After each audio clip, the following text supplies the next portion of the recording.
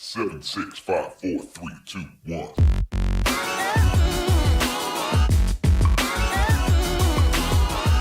Hey there guys, so with the release of Jurassic World Dominion a couple of weeks ago, I thought it was the perfect opportunity to go back, rewatch all the Jurassic films and rank them all.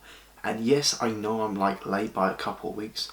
I've just been busy and I wanted to get this video out of my system because I love doing ranking videos. The last one I did was the Spider-Man movies.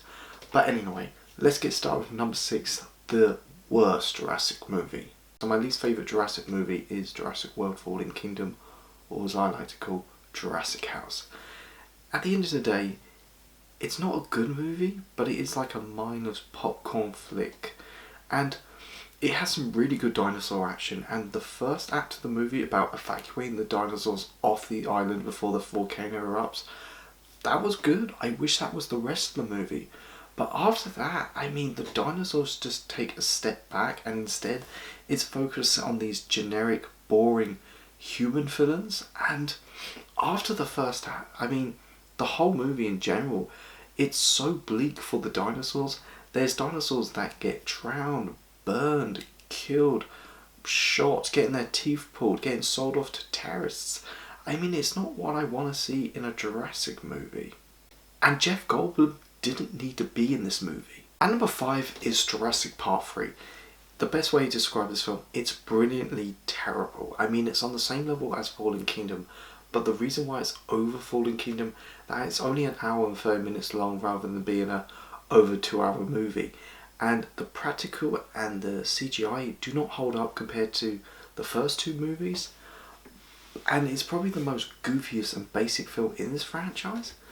But it does still have that cool dinosaur action feel to it. And plus, Sam Neill's character is at his prime. And number 4 is the latest addition to the franchise, Jurassic World Dominion. Now, I wouldn't say this is a good movie, but I don't think it deserved the harsh reviews it got. But for fans of this franchise, it's disappointing. Just like the other two movies I mentioned, it is like fun, dumb popcorn entertainment.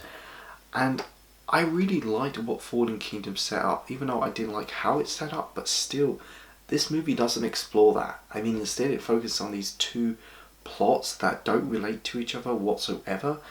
The film is way too long. It's great to see the original trio back and their interactions with the new duo. That was great, and I wish we got more of that. And number 3 is The Lost World Jurassic Park. And this one is an odd one to me because it's much better than the previous films I mentioned, but it's not as great as my next two. It's kind of solid enough, but very hollow.